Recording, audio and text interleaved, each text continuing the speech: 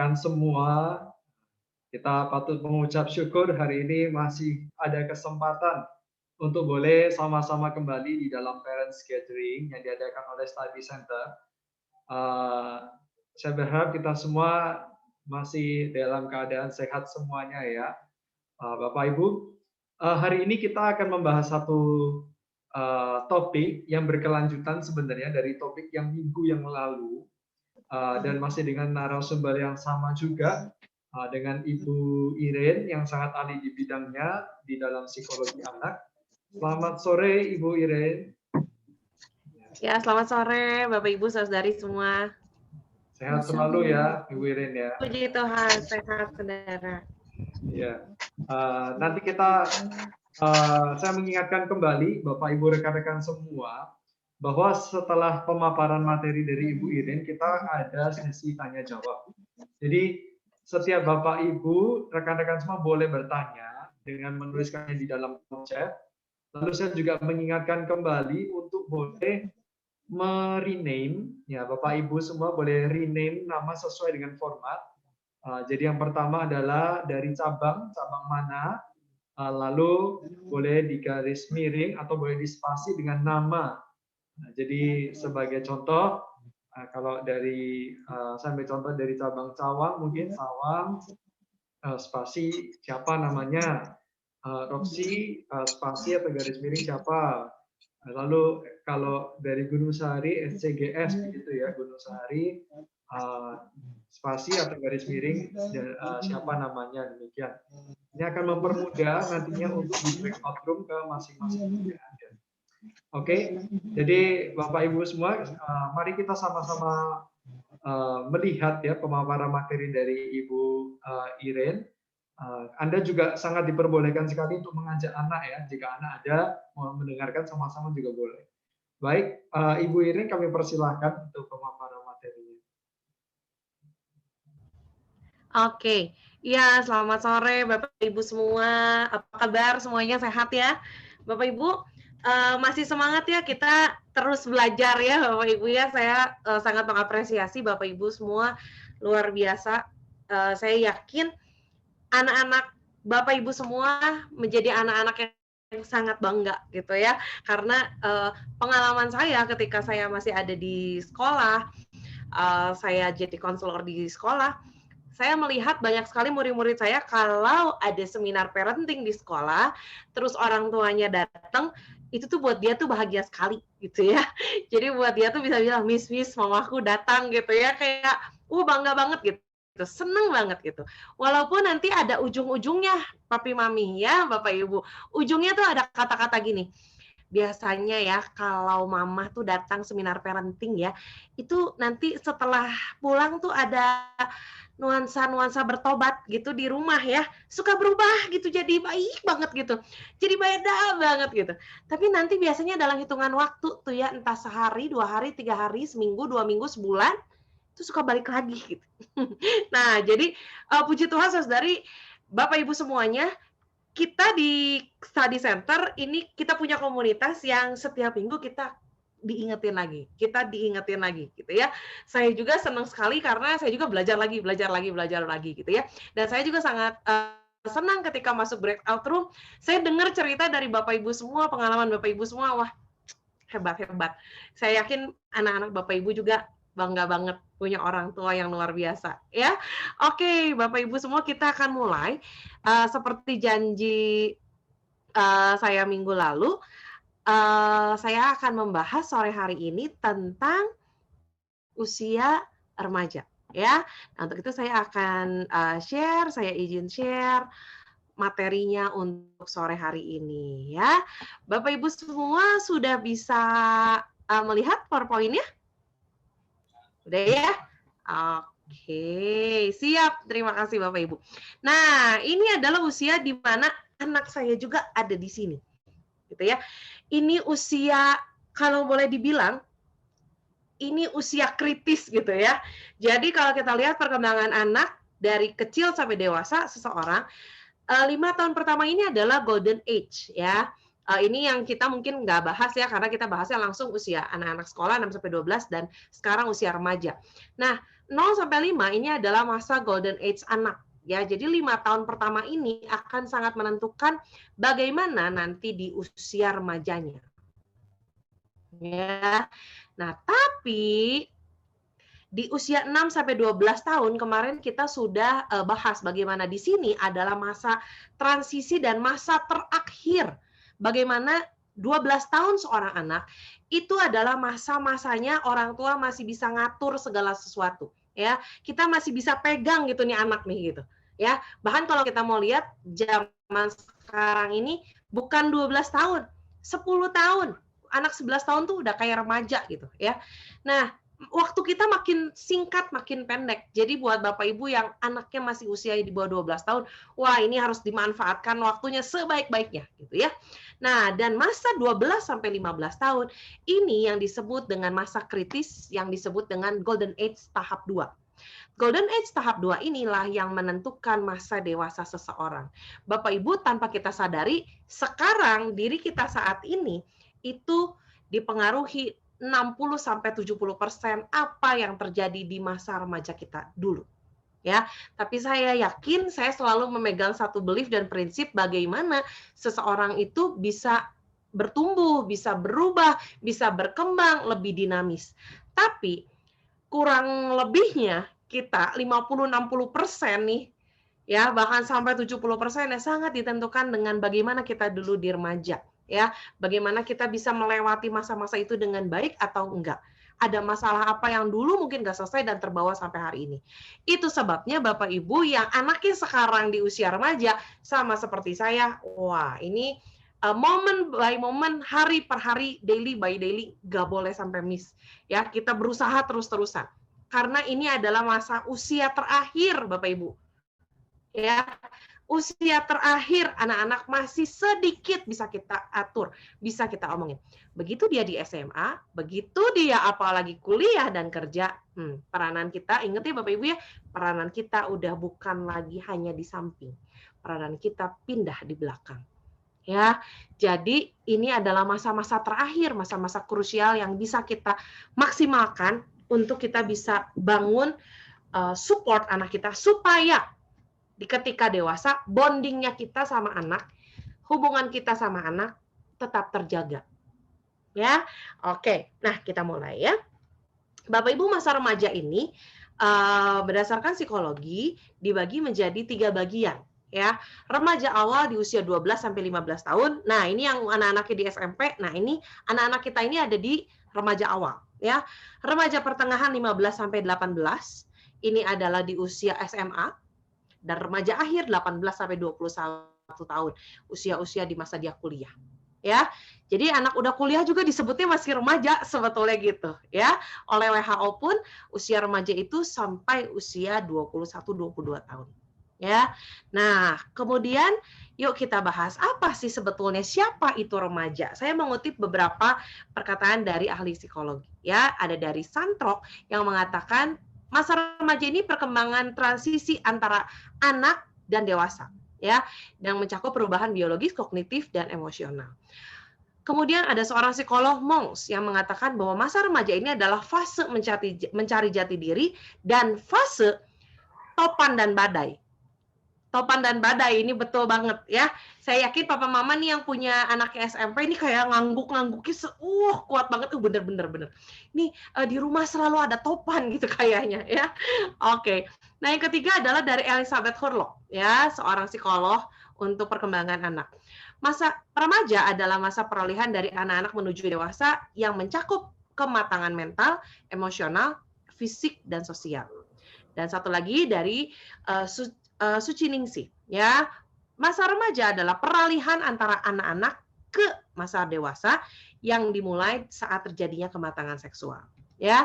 Dan kita lihat WHO pun memberikan pengertian bagaimana remaja itu adalah masa ketika ada terjadinya 3 kriteria, perkembangan secara psikologis, biologis, dan sosial ekonomi. Kesimpulannya Bapak Ibu, kesimpulannya berarti remaja ini siapa? Remaja ini adalah seseorang yang mulai belajar bertanggung jawab pada dirinya sendiri. Bapak Ibu yang rajin ikut webinar parenting kita, pasti masih ingat bagaimana waktu itu kita pernah belajar, pernah bahas soal kemandirian. Ya, remaja juga bukan hanya bertanggung jawab pada diri sendiri, tapi dia bertanggung jawab pada keluarga dan lingkungan. Serta remaja adalah seseorang yang mulai sadar akan dirinya bahwa dia bukan anak-anak lagi. Nah, ini yang akan kita bahas dan ini juga yang menjadi sumber masalah sebenarnya. Ya, anak remaja ada yang mau disebut anak-anak, nggak mau. Tapi kalau kita tanya anak remaja emang udah gede? Enggak, gitu ya. Anak remaja juga enggak, gitu kan. Nah, yuk kita lihat kalau gitu. Ada ciri-ciri masa remaja. Ya, ada 8 ciri dan saya akan jelasin beberapa sekilas dan beberapa saya kasih highlight lebih. Kesatu, masa remaja ini adalah periode yang penting dalam kehidupan seseorang. Yang tadi saya sebut ini adalah masa golden age tahap 2. Ya. Dan yang kedua, masa remaja ini sebagai periode peralihan seperti tadi Bapak Ibu lihat bagaimana perkataan dari para ahli. Ini adalah peralihan anak-anak menuju dewasa. Jadi ini masa transisi yang pasti sangat berat. Di mana-mana transisi kerjaan, transisi pindah kota, pindah rumah. Yang namanya transisi ini adalah fase yang berat. Peralihan itu sesuatu yang berat, perlu adaptasi yang sangat luar biasa. Ya, dan masa remaja sebagai ambang masa dewasa. Jadi, karena dia ngerasa saya udah gede, tapi sebenarnya secara mentalnya belum dewasa nih gitu. Tapi dia udah nggak mau disebut anak kecil. Tapi sikapnya kadang-kadang kayak anak kecil. Mungkin bukan kadang-kadang, sering kali kayak anak kecil. Gitu ya. Tapi satu sisi dia dituntut juga sebagai kamu udah gede. Kamu tuh udah besar, kamu tuh udah mau dewasa gitu. Nah, ini yang menjadi konflik-konflik yang terjadi di dalam dirinya. Ya, yang akibatnya akhirnya ke orang-orang di sekitarnya. Oke, yang keempat, masa remaja juga sebagai masa penuh kecemasan dan ketakutan. Kenapa? Karena di masa ini banyak sekali tuntutan yang datang. Tuntutan dari sekolah, tuntutan dari masyarakat, belum ditambah tuntutan yang berat biasanya datang dari keluarga.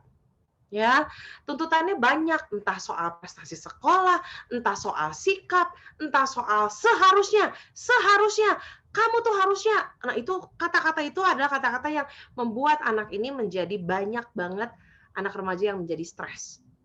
Ya, dan satu sisi dia pun sadar bahwa saya tuh bukan anak kecil. Tapi ada banyak hal yang membuat dia akhirnya bersikap seperti anak kecil. Nanti kita akan bahas. Ya, dan satu lagi adalah masa remaja sebagai masa yang tidak realistis. Bapak Ibu, dibandingkan usia anak, usia remaja adalah usia eksplorasi yang sangat besar. Ya, Bapak Ibu kalau kita mau lihat usia anak-anak, remaja, dewasa, ya. Usia anak kecil eksplorasi lingkungan sekitar aja gitu ya. Dia pengen lihat kalau di rumput ada apa aja sih. Oh, dia pengen lihat kalau ke gunung ada apa sih. Oh, kalau ke kebun binatang udah gitu-gitu aja gitu. Usia eksplorasi untuk ingin tahu. Usia remaja itu usia yang lebih banyak pengen taunya.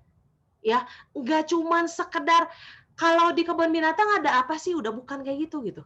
Ya, tapi dia udah banyak hal yang selama ini dia pengen tahu dan dia akan cari tahu, explore di usia ini. Baik yang positif, baik juga hal-hal negatif. Ya, dan seperti waktu itu saya pernah mengatakan bahwa di usia inilah semua prinsip, semua nilai-nilai moral, semua nilai-nilai agama, semua nilai-nilai yang selama ini ditanam sama Bapak Ibu semua, sama guru-guru, sama orang-orang di gereja atau dimanapun dia berada, ini mulai dipertanyakan. Contoh sederhana, setiap malam kamu harus sebelum tidur kamu harus berdoa ya. Di usia ini dia akan bertanya, emang kalau saya nggak berdoa kenapa mati gitu? Ya, contoh sederhana lagi. Simple things sih. Kalau Bapak Ibu nerapin sesuatu, hal yang sangat umum, 3 magic word ya, maaf, tolong, dan thank you. Oke, di usia ini dia akan nanya, emang saya kalau nggak minta maaf kenapa? Mati? Enggak kan? Ya, jadi Bapak Ibu di usia ini semua prinsip yang dulu ditanam dia akan bertanyakan. Oke, nah jadi di usia ini juga adalah usia yang tidak realistis. Kenapa? Karena dia mulai memikirkan hal-hal yang sangat luar biasa, besar. Gitu ya, saya akan lakukan ini, saya akan lakukan ini. Wajar nggak? Wajar. Bagus nggak? Bagus banget. Tapi hati-hati ketika dia merasa bahwa kok kayaknya nggak nyampe ya, kok saya kayaknya nggak mungkin ya. Nah, di sini akan ada kekecewaan yang menumpuk yang sangat berat. Ya, hati-hati bahwa kalau Bapak Ibu ingat di usia 6 sampai 12 tahun kemarin kita ngomongin ini masa pembentukan self esteem. Ketika self esteem-nya di masa 6 sampai 12 tahun belum beres, nah ini keseret di masa remaja. Di masa remaja dia akan menjadi seorang remaja yang nggak percaya diri. Kenapa? Karena dia ngerasa bahwa saya nggak bisa ini, saya nggak bisa itu, saya bukan siapa-siapa. Buat apa ya saya lahir di dunia ini ya? Buat apa ya saya hidup ya? Makanya nggak aneh banyak orang remaja, usia remaja bunuh diri. Karena dia nggak ngerasa, buat apa saya hidup? Emang sepenting apa saya hidup? Ya, karena dia nggak jelas. Oke, nah berikutnya ciri-ciri masa remaja di ciri yang ke-6 dan ke-7. Kita bahas yang ciri ke-6 dulu ya. Masa remaja sebagai usia bermasalah. Kenapa sih usia bermasalah? Penyebabnya. Ke-1, sepanjang masa anak-anak seringkali. Nah, ini ya Bapak Ibu ya, kembali diingatkan di materi-materi kemarin-kemarin yang kita bahas. Seringkali kalau dia ada masalah yang nyelesain orang tuanya, yang nyelesain gurunya. Jadi banyak sekali remaja Mau waiter seperti kok. banyak remaja yang nggak punya pengalaman dalam mengatasi masalah. Ya, jadi dalam masa remaja ini masalah tuh kayak nggak beres gitu Bapak Ibu ya. Bertumpuk terus. Udah masalah dalam perkembangan fisik, perkembangan psikologis, perkembangan masalah sama teman, ditambah masalah sama pelajaran, wah numpuk banget. Belum dituntut ini itu sama orang lain, belum masalah sama orang tua, banyak sekali. Dan dia nggak ngerti gimana caranya saya harus beresin masalah ini. Karena kebiasaan dibantu. Ya. Nah, dan satu lagi adalah remaja ini kan usianya ngerasa dirinya pengen mandiri karena ngerasa udah gede. Jadi dia menolak bantuan orang tua dan orang lain, gengsi. Ya, anak remaja ini gengsinya gede banget, ya. Tapi karena minim pengalaman, akhirnya penyelesaiannya nggak beres. Ya, kenapa bisa minim pengalaman? Karena penyebab yang pertama, orang tuanya nggak pernah kasih kesempatan dia beresin masalahnya sendiri. Dikit-dikit orang tuanya yang turun tangan beresin masalah. Ya, kayak sekarang nih menjelang ujian akhir sekolah. Banyak sekali orang tua yang repot. Ya, apalagi kalau anaknya ujian praktek. Orang tuanya bikinin ini, bikinin itu, kerjain tugas ini, kerjain tugas itu. Kapan anaknya bisa? Ya, begitu di remaja bingung. Karena segala nggak bisa. Ya, padahal lagi SD nilainya bagus-bagus. Ternyata nilai bagusnya karena orang tuanya yang bikinin. Masalah sama teman di sekolah, orang tuanya datang beresin masalah dia sama temennya. Gimana caranya dia bisa fight ketika di remaja? Ya, jadi di usia remaja ini akhirnya ketika dirinya sendiri punya masalah sama orang tua, dia nggak tahu gimana cara beresinnya.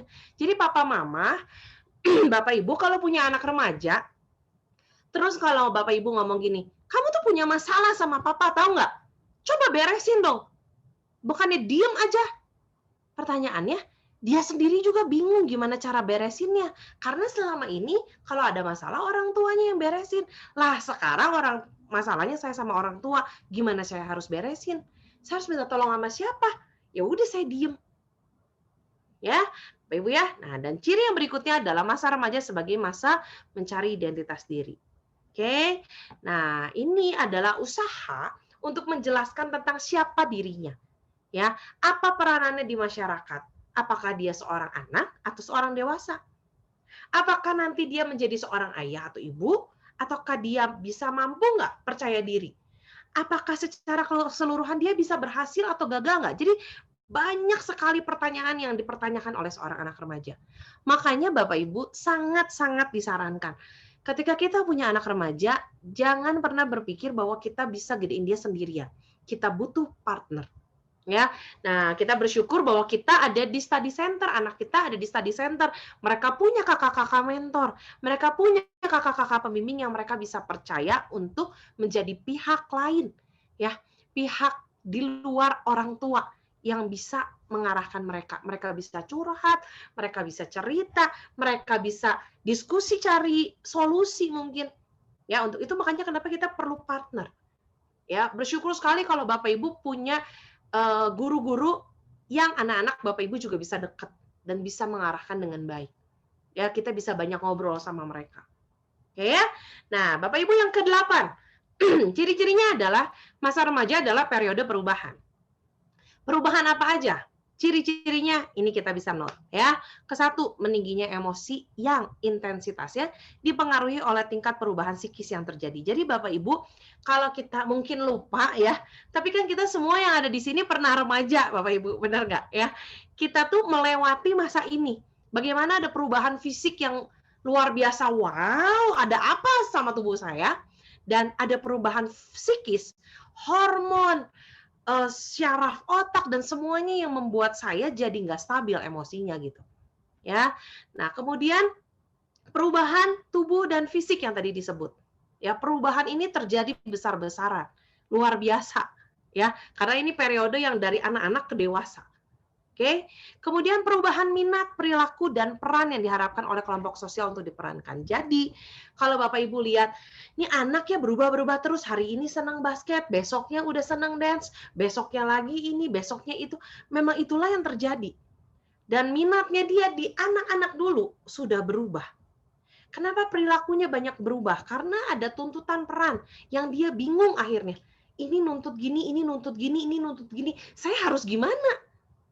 Ya, apalagi anak remaja itu sangat-sangat pengen dianggap, sangat-sangat pengen dilihat, sangat-sangat pengen diakui sama lingkungan sekitarnya. Ya, jadi kalau temennya minta dia lakuin sesuatu, dia akan berusaha tunjukin bahwa ya saya bisa gitu. Ya, sementara orang tuanya juga menuntut dia. Ya, jadi bayangkan ini usia yang banyak sekali orang nuntut. Oke, nah dan satu lagi adanya perubahan nilai-nilai. Jadi apa yang dianggap penting di masa anak-anak sekarang udah nggak dianggap penting lagi. Ada pergeseran nilai. Ya, hati-hati. Ini juga yang tadi saya sebut.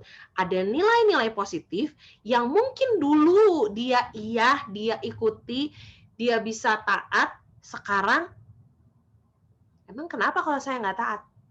Coba saya kalau nggak taat, apa sih akibatnya? Nah, dia akan berani mencoba seperti itu.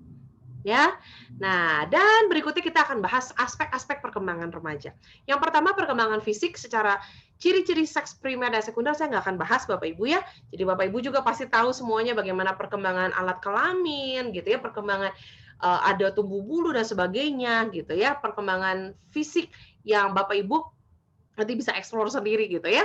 Nah, yang saya akan fokuskan adalah perkembangan-perkembangan secara psikologis, yaitu yang pertama kita akan bahas perkembangan kognisi. Bapak Ibu, perkembangan kognisi di usia remaja, kalau Bapak Ibu ingat saya pernah bahas ini di beberapa pertemuan yang lalu, di usia remaja perkembangan otak itu sudah mencapai 80-90%, mencapai tahap kesempurnaan. Ya. Tapi berdasarkan ilmu brain development, bagaimana ternyata manusia itu tidak hanya berhenti di usia 21 tahun perkembangan otaknya, tapi terus bisa upgrade. Terutama generasi alfa, yaitu anak-anak kita sekarang. Mereka memiliki syaraf dan kondisi otak yang jauh berbeda dibandingkan generasi kita. Jadi perkembangannya bisa sangat cepat, jauh lebih cepat, dan terus bertambah. Ya, nah dan kita bisa lihat bagaimana seorang anak remaja itu memiliki perkembangan kognisi seperti ini. Kesatu, secara intelektual remaja ini sudah bisa diajak berpikir logis dan memiliki tentang gagasan abstrak. Ya, jadi kalau Bapak Ibu lihat pelajaran-pelajaran SMP, seorang anak itu udah luar biasa. Ya, kemampuannya dia untuk analisa, presentasi, membedah masalah, wah udah luar biasa. Oke, kemudian berfungsinya kegiatan kognitif tingkat tinggi. Apa aja yang dia bisa lakukan? Bikin rencana, bikin strategi, membuat keputusan, serta problem solving. Jadi di usia SMP adalah usia, apalagi udah SMA, harus udah bisa ini semua. Usia SMP ini seorang anak harusnya sudah bisa membuat planning, strategi, dan sebagainya. Makanya kalau Bapak Ibu lihat, di pelajaran itu sudah seperti itu. Ya, anak-anak bikin mind map, bikin planning, bikin strategi, dikasih masalah, suruh cari solusinya gimana gitu. Ya. Nah, karena ini sesuai perkembangan kognisinya. Kemudian sudah mampu menggunakan konsep-konsep abstrak. Ya. Makanya kalau kita lihat pelajaran sainsnya pun sudah berbeda dibandingkan di masa SD. Ya, kemampuan penalaran logikanya sudah berbeda. Ya, kemudian muncul kemampuan nalar secara ilmiah, belajar menguji hipotesis. Ya, jadi kalau kita lihat case study itu sudah ada dan sudah bisa dilakukan oleh seorang anak SMP. Oke, memikirkan masa depan, perencanaan dan mengeksplorasi. Nah, Bapak Ibu, kalau Bapak Ibu ingat saya pernah singgung juga ini, Bapak Ibu, kalau kita mau lihat peranan seorang ibu, seorang mama, peranan terbesar itu di 12 tahun seorang anak. Sementara saat dia menginjak masa remaja, yang harusnya involve lebih besar soal ini, soal planning, soal merencanakan masa depan, itu bukan ibu. Harus seorang ayah. Ya, kenapa? Karena ayahlah yang menaruh visi. Ayahlah yang menetapkan goal. Ayahlah yang mengajarkan anak bahwa kita perlu punya tujuan. Kita perlu punya strategi. Kenapa? Nah, ini semua harus datang dari seorang ayah. Ya, kenapa kamu harus mempersiapkan diri kamu dengan baik sekali ini? Nah, ibu tugasnya apa? Cheerleader aja, cheerleader kalau ibu-ibu. Ya, semangat gitu-gitu. Ya, nah itu tugas ibu. Ya, tuh benar, Dek, kata si papa tuh gitu. Ya, semangat, Dek, semangat belajar. Nah, itu aja. Ya, jadi mama peranannya udah lebih kayak gitu. Nah, papa ini masih bisa berada di depan seorang anak. Dia bisa kasih lihat kamu, coba bayangin. Kamu sekarang udah SMP, pikirin 10 tahun ke depan kamu jadi siapa? Apa yang kamu lakukan? Nah, ini seorang papa harus banyak ngobrol sama anaknya kalau udah SMP. Ya, jadi anak umur segini emang bisa karena secara kognisi sudah sampai di situ. Oke, nah kemudian mulai menyadari proses berpikir efisiensi dan belajar berintrospeksi diri. Oke, dan terakhir wawasan berpikirnya semakin luas, meliputi tentang agama, keadilan, moralitas, dan identitas diri. Oke, kita lanjut ke perkembangan emosi. Perkembangan emosi anak remaja ini tidak stabil. Kenapa? Karena disinilah masa transisi tubuh beradaptasi secara psikis antara perkembangan otak, perkembangan psikisnya, di mana hormon juga berubah banyak, ini membuat emosi nggak stabil. Jadi Bapak Ibu jangan aneh kalau anak-anaknya tiba-tiba senang, tiba-tiba sedih, sebentar marah, sebentar nangis. Sebentar pede, sebentar tiba-tiba jadi insecure gitu. Ya, karena inilah yang terjadi. Emosi yang tidak stabil. Emosi yang fluktuasinya bisa naik turun dengan cepat. Oke, dan yang kedua, memang secara perkembangan emosi, disinilah usia ketika dia mulai mendebat, ya, atau saya kasih tulisan melawan apa yang diperintahkan orang tua. Oke, sebetulnya ini relate dengan kognisi. Dia mempertanyakan semua yang selama ini katanya harus, terus kenapa? Kenapa harus? Nah, dia nggak akan mempertanyakan dan mendebat itu kalau Bapak Ibu di usia kemarin-kemarin sudah berhasil menjelaskan dan mengajak diskusi anaknya sebelum masuk ke remaja. Ya, kayak hal sederhana, kamu harus lakuin tugas ini di rumah. Selesai makan cuci piring sendiri. Why-nya jelas. Jadi kalau Bapak Ibu ngomong ngapain kayak gitu aja harus dijelasin, kok rese banget. Emang serese itu, betul gitu.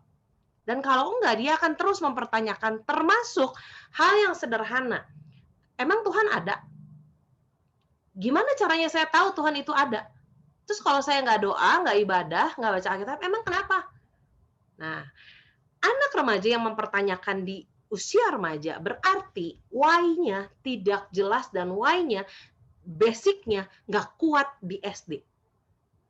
Ya, jadi Bapak Ibu di sini dia akan mencoba men-challenge, menguji semua yang Bapak Ibu tanamkan. Makanya kenapa jadi banyaknya keribut. Gitu. Ya, dulu kamu disuruh doa, langsung doa. Kenapa sih sekarang pakai nanya, kenapa sih kalau harus ikut doa? Nah, ini berarti why-nya nggak jelas. Perubahan inilah yang membuat si anak ini mencoba. Kalau saya nggak ikut doa, emang kenapa? Oh, Tuhan marah. Tuhan marah tuh kayak gimana? Nah, dia akan mempertanyakan itu. Ya, Bapak Ibu ya. Nah, kemudian dan aturan-aturan yang lain. Mulai mandiri dan melepaskan diri dari kedua orang tua walaupun seringkali masih membutuhkan saran orang tua. Jadi satu sisi ini adalah tuntutan psikologis seorang anak. Di usia remaja dia harus belajar mandiri. Dia harus belajar melepaskan diri dari orang tua. Tapi Bapak Ibu jangan salah. dia tetap membutuhkan orang tuanya. Jadi kalau anak-anak, Bapak Ibu pengen, aku mau beresin sendiri, ya udah biarin dia beresin sendiri. Jangan pengen ikut campur terus gitu. Ya, kasih dia zona sendiri gitu. Harus mulai belajar. Oke? Nah, dan kemudian anak remaja memahami prinsip yang berlaku di dalam keluarga, dia paham. Tapi kalau why-nya kuat, dia bukan hanya paham, dia akan lakukan itu dengan jelas karena yes, saya tahu alasannya kenapa. Tapi kalau enggak, dia cuma nyampe di paham aja, nggak akan lakuin. Ya. Dan satu lagi, remaja yang berkembang di lingkungan yang kurang kondusif, kematangan emosionalnya terhambat. Jadi, seharusnya masalah perkembangan emosi remaja itu hanya terjadi di fase remaja awal. Ya, masa SMP. Di remaja pertengahan ini sudah mulai belajar bagaimana mengendalikan diri. Tapi di remaja akhir, di usia dia kuliah, harusnya dia sudah bisa mengendalikan emosinya. Tapi buktinya banyak yang SMA, bahkan udah kuliah, masih nggak bisa lolos soal perkembangan emosi. Kenapa? Karena kondisi rumah, kondisi lingkungan keluarga yang tidak kondusif. Ya, perkembangan emosi ini sangat dipengaruhi oleh kondisi lingkungan rumah. Ya. Nah, satu lagi adalah perkembangan sosial, Bapak Ibu. Ya, ini juga menjadi highlight terbesar dalam kondisi anak-anak usia remaja. Perkembangan sosial, anak remaja ingin menjadi orang yang disukai dan diterima oleh teman sebaya. Jadi dia akan berusaha memperhatikan penampilan, bersikap, berkata-kata apapun supaya diterima oleh temannya.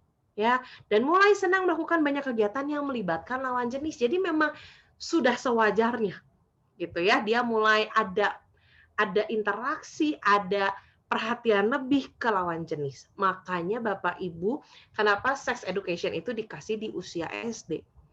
Bukannya kenapa rendah, kenapa kok kecil masih dikasih? Memang sudah sewajarnya seperti itu. Ya, semakin seiring usia bertambah, semakin sering Bapak Ibu harus sering ngobrol soal sex education. Ya. Jangan dia cari tahu dari yang lain. Ya. Nah, dan di usia ini juga dia mulai memahami sudut pandang orang lain sudah lebih paham. Kalau di usia SD kemarin kalau Bapak Ibu ingat, dia menyadari bahwa orang lain punya perasaan, orang lain punya pikiran, tapi dia belum paham. Di usia SMP dia sudah mulai paham. Kenapa sih dia kayak gitu? Oh, dia kayak gitu karena begini-begini ya. Nah, gitu. Oh, saya ngerti maksudnya. Kenapa persepsi kita berdua bisa beda? Oh, karena begini-begini. Nah, itu dia udah bisa. Oke. Nah, kemudian usia remaja juga diikuti dengan tekanan yang dirasakan. Jadi, lihat, anak-anak itu rela melakukan banyak hal yang mungkin bahkan dia nggak mau lakuin itu, tapi karena supaya diterima sama teman-temannya, jadi dia lakuin itu. Ya, jadi Bapak Ibu perlu diingat bahwa yang penting buat dia adalah dia bisa diterima. Ya, contoh sederhana. Misalnya seorang anak nggak suka warna pink. Tapi karena dia punya teman-teman semuanya senangnya warna pink, akhirnya satu saat mah aku mau beli baju warna pink. Terus mamahnya kaget, kamu kan nggak suka warna pink? Ya sekarang nggak suka. Nah gitu. Ya, hal-hal yang mungkin berubah banyak gitu. Ya, bahkan ucapan yang mungkin dulu dia nggak kayak gitu, kok sekarang kayak gitu ya? Ya, makanya Bapak Ibu perlu kenal, perlu tahu bagaimana teman-temannya. Tapi bukan pengen tahu kepo siapa teman-temannya, tapi biarkan kita tahu teman-temannya karena kita sering ngobrol sama anak kita. Ya. Dan satu lagi adalah keinginan untuk bergaul yang kuat. Sehingga kalau dia merasa dikekang, semakin anak remaja dikekang, semakin dia akan berani untuk melawan. Ya, semakin Bapak Ibu bilang nggak boleh, dia akan semakin mencoba. Ya, coba aja Bapak Ibu, challenge-nya kan banyak ya, yang jangan dibuka, pasti dibuka gitu. Ya, jangan pergi sama yang lain, pasti pergi.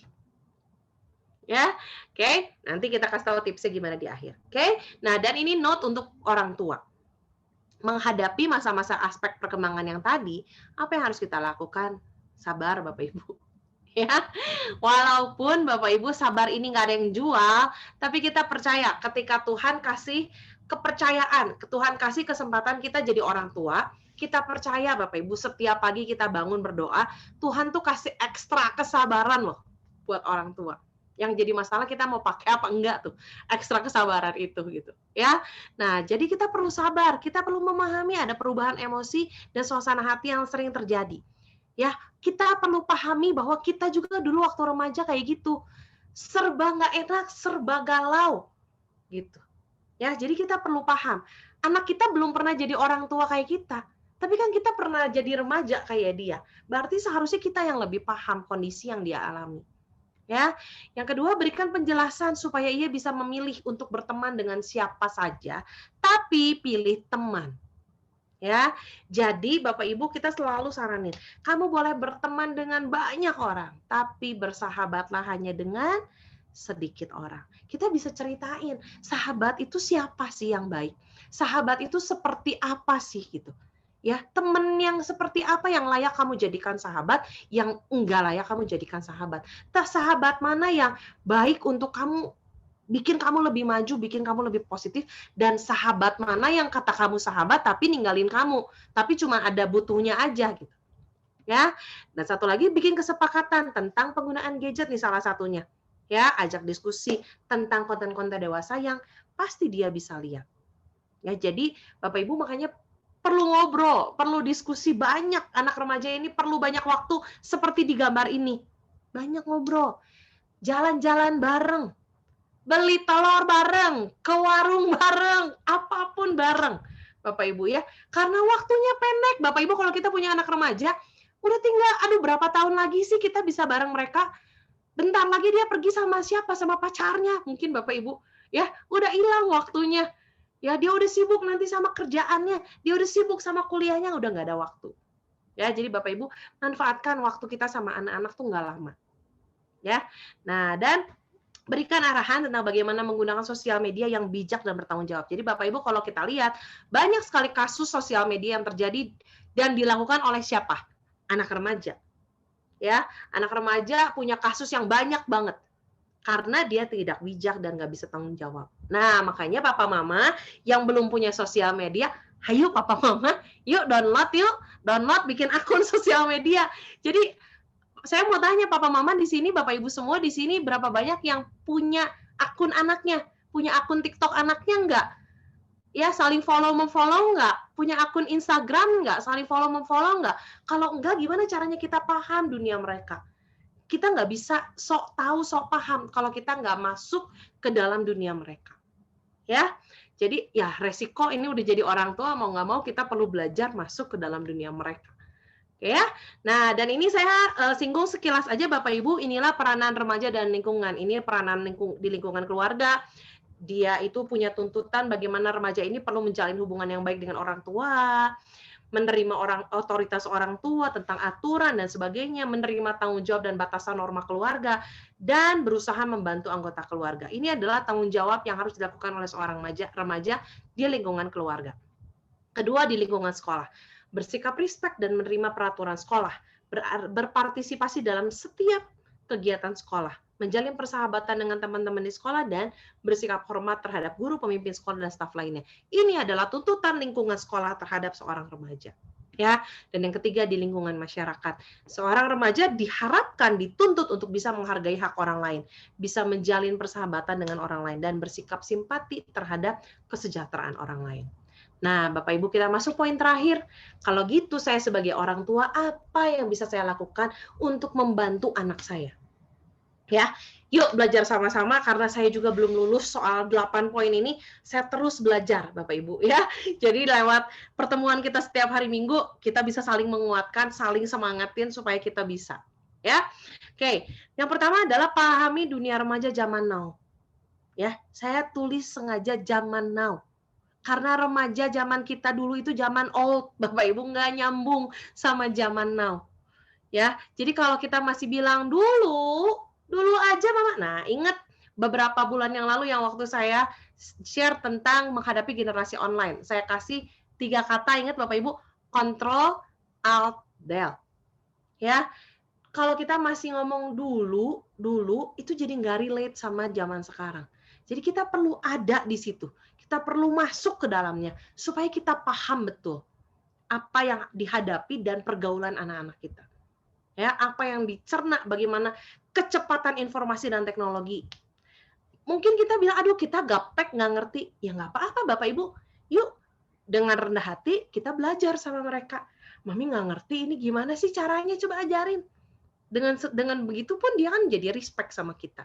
Si Mami hebat, mau belajar, kayak gini. Wah, seneng banget anak-anak. Dan disitulah menjadi titik celah untuk dia membuka dirinya, untuk dia bisa masuk bareng ngobrol sama kita. Oke, kedua adalah diskusi tentang sex education, Bapak Ibu, sesering mungkin.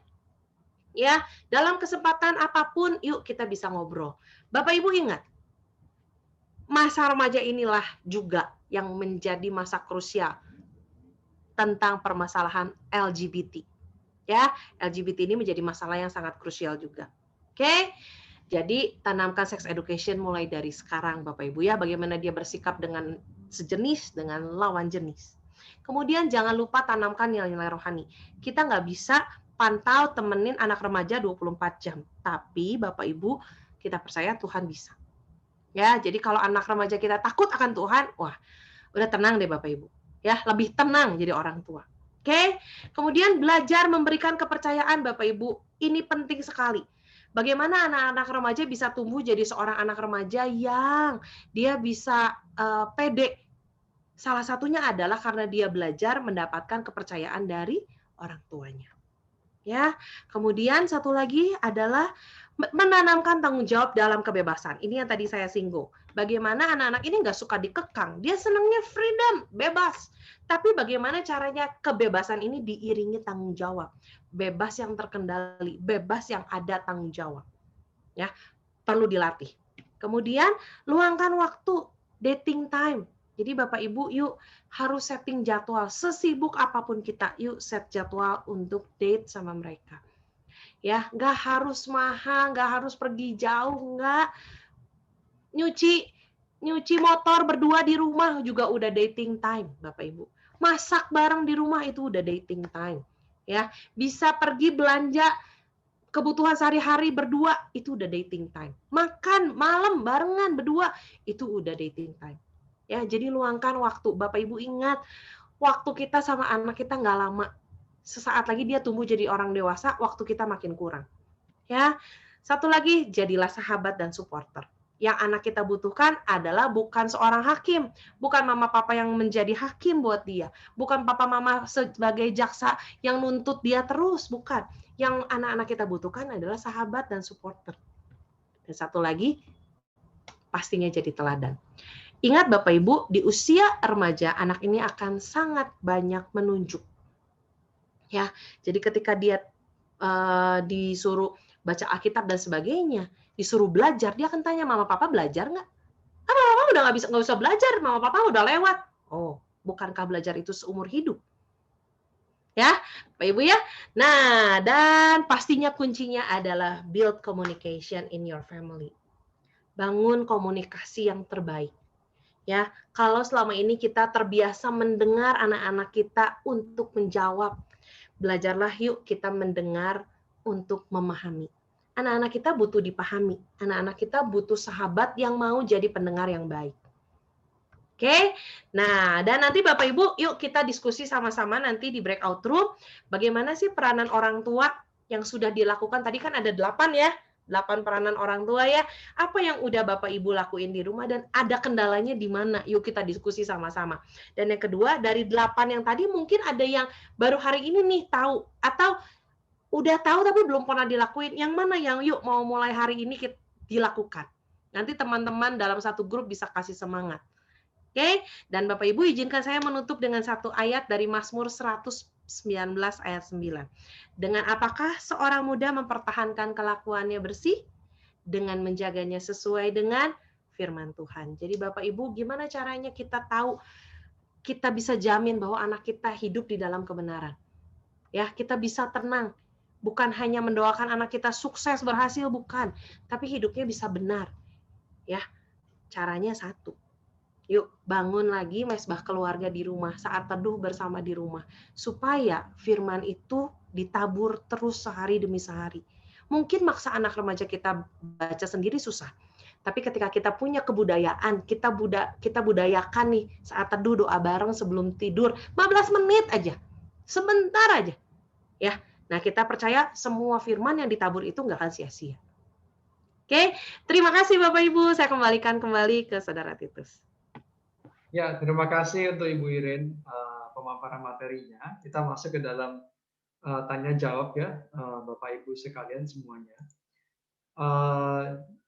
Ada yang menanyakan saat ini lingkungan terbesar remaja atau anak adalah keluarga.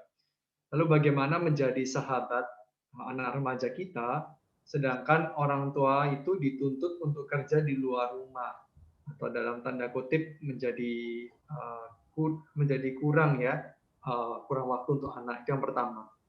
Yang kedua, ada yang bertanya juga mengenai peranan ayah di usia 12 tahun, mengenai strategi, perencanaan, dan goal ya. Apakah itu hanya untuk ayah ke anak laki-laki saja atau ayah ke anak perempuan juga? Dua pertanyaan ini boleh dibahas.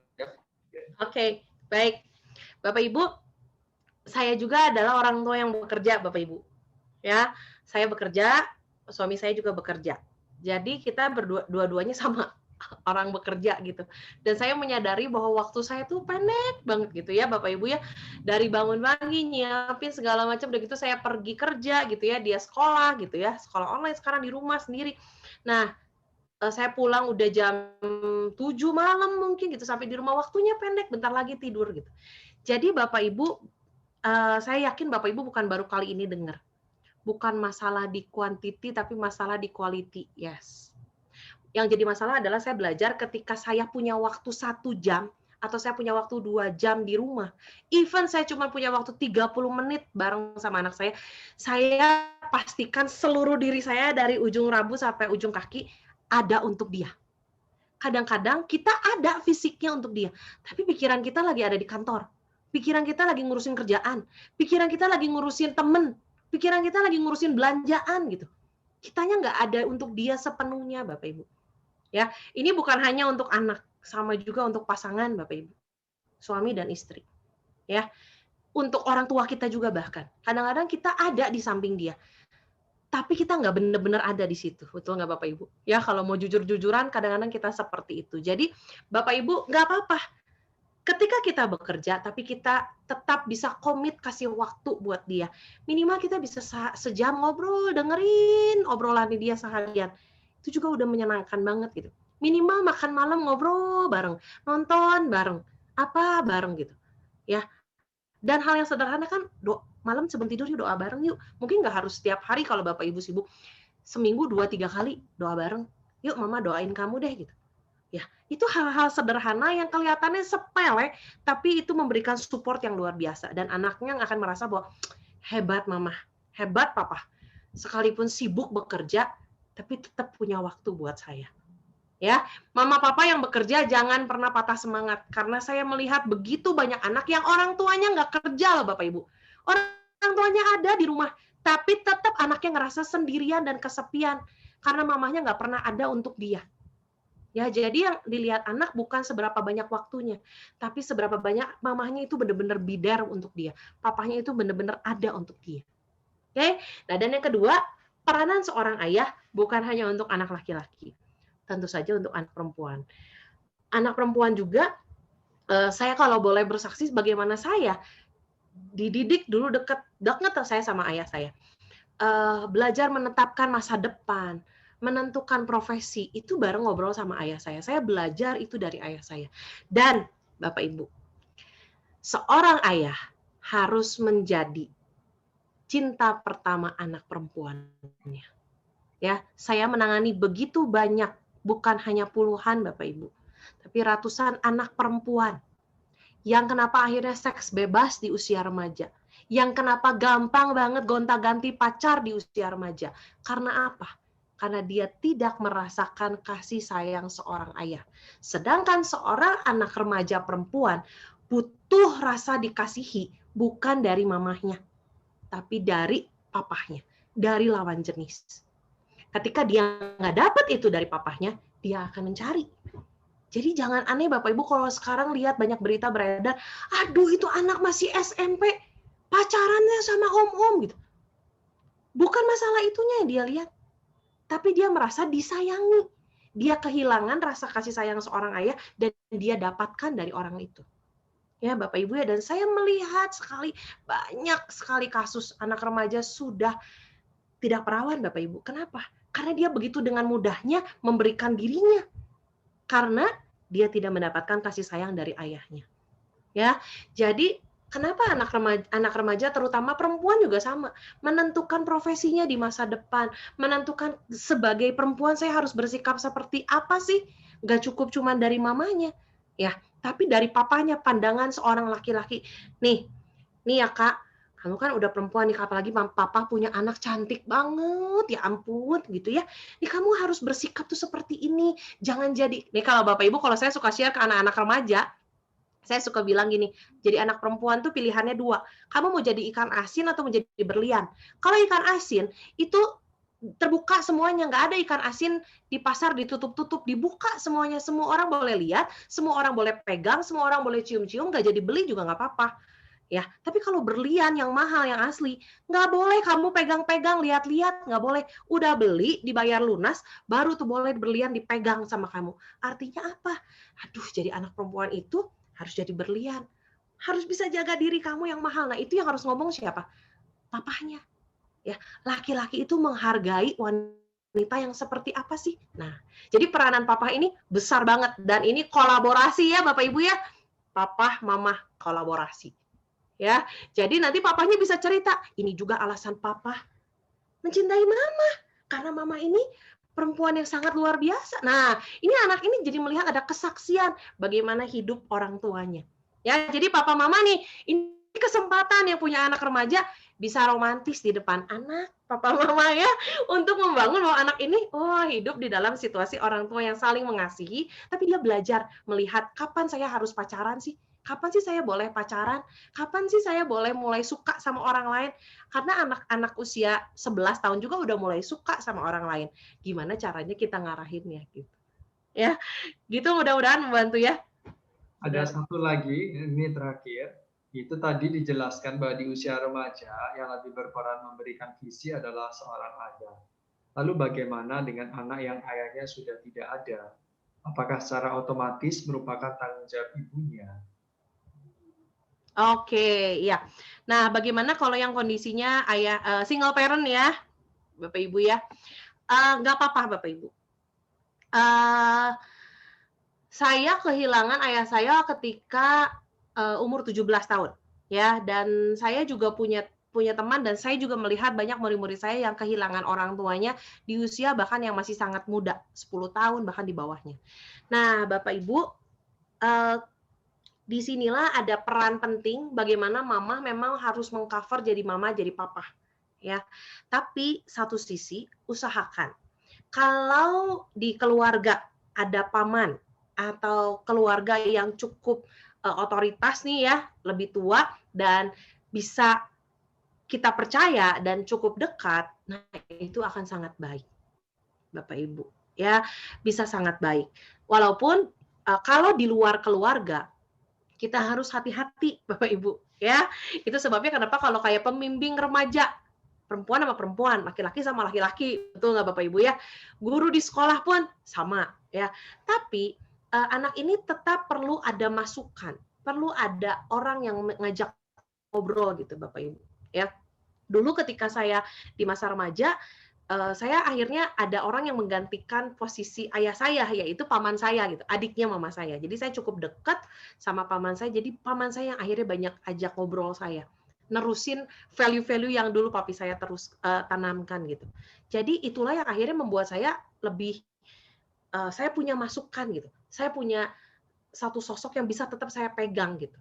Ya, sekalipun satu sisi dulu, saya juga punya satu mentor, seorang rohaniawan gitu ya, yang menjadi ayah rohani gitulah ya. Nah, dia cukup dekat dengan keluarga kami. Nah, ini juga memberikan banyak masukan terutama ke saya. Ya, untuk saya dan kakak saya juga sama-sama perempuan. Jadi Bapak Ibu nggak apa-apa ya. Kalau saya boleh ngomong, bahkan kadang-kadang ketika ayahnya sudah nggak ada, tapi akhirnya mamahnya lebih fight dan mamahnya bisa menggantikan itu. Banyak anak-anak yang cukup berhasil kok dibesarkan oleh seorang mama yang single.